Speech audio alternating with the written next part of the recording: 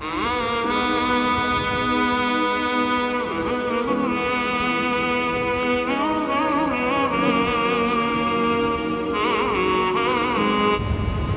علیکم ورحمت الله وبرکاتہ. ګران دوستانو، امید لرم چې روغ جوړ وي او خوشاله ژوندګي به لرئ. الله هم ټول عمر خوشاله او آباد لرئ.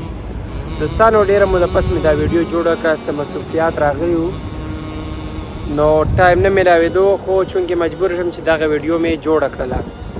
زما د نن د ویډیو یو داسې پیغام دی هغه پاکستانیانو ته، هغه پښتنو ته چې کومه دوبۍ ته راځي، چونکې زه په دوبۍ کې ژوند کوم او دلته کې هغه خپل ایکسپیرینس به تاسو سره شیر کوم.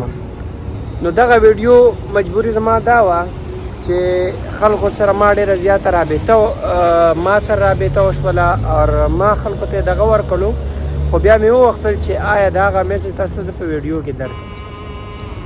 دغه ویډیو مقصد صرف دغه دی چې کم خلک یعنې دوبۍ ته راځي په ویزټ باندې، نو کوشش وکړئ چې د دغه کارونه نه وساتئ. د ما سره یو کس میلاو شولو، نو ما ورته ویل چې آیا ته څنګه دوبۍ ته راغلی، آیا تا سره څه سکیل شته، ته څه سکیل لرې؟ نو د هغه سره څه جواب نه وي. تا هغه پښتانه رونه پیسې د جیبه ولګوي او دوبۍ ته راشي، خو چې کله راشي نو بیا د دې سره آیا نه څه سکیلز وي او نه د هوي د دې ویزټ ختم شي. نو زما ټول ملګرو ته، هغه مسافرو ته، هغه پاکستانیانو ته دا گزارش دی چې آیا که تاسو دوبۍ ته راتلل غواړئ نو تاسو لازمي یو کار کوئ چې یا خو چې تاسو سره سکیل وي راشئ، او بل پوینټ دا در کوم چې څوک تاسو ته ویزه کوي، ما اکثر په ویډیوګانو کې ویلي، نو هغه ته ووایه چې آیا تا ته د اول نه کار وګوري. تاسو دلته په ویزټ باندې راشئ، چې په ویزټ باندې راشئ ستاسو دا خوښه وي چې آیا موږ ته به کار میلاو شي، نو هغه 2-3 میاشتې ټایم ستاسو دومره ژر تېر شي چې تاسو باندې د ډېرې چې کومه خرچه ده هغه راشي، د خوراک څښاک، ځکه چې دلته درامونه دا د پاکستان پیسه نه ده. نو کوشش وکړئ چې څوک هم دلته راځي خپل ایجنټ سره خبره وکړئ چې آیا موږ ته اول نه دوبۍ کې کار وګورئ او بیا چې کوم دی تاسو ځان ته ویزه وکړئ او راشئ. بغیر تاسو کار نه او تاسو په ویزټ باندې راځئ نو دلته کې بیا ډېر پرابلم لري. یو دېخوا دومره سخته ګرمي ده، په الله یقینو کې اماراتو کې انتهایی زیاته سخته ګرمي ده.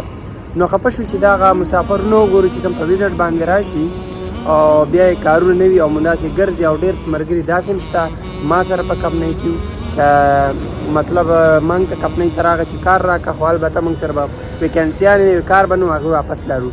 نو د ما دا ویډیو مخکې هغه ملګرو ته شیر کړئ چې کم دوبۍ ته راتلل غواړي چې کوشش وکړئ مندسې په دغه باندې مه راځئ چې چا سره مطلب چا ته کار نه وي کتلی، نو په ویزټ باندې راځئ، چکر ووهئ.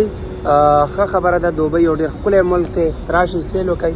خو آیا دغه مه کوئ چې تاسو راشئ د ویزټ ویزه وکئ او دا سوچ ولرئ چې یاره موږ ته به یعنې کار میلاو شي، انکیس تاسو به میلاو هم شي. خو البته خبره دا ده چې کوشش وکړئ چې د اول نه ځان ته کار پیدا کړئ. امید لرم زما دا ویډیو به ستاسو خوښي وي. دا مې چې د خپلو ملګرو سره مخکې شیر کړئ. د الله په امان د بلې ویډیو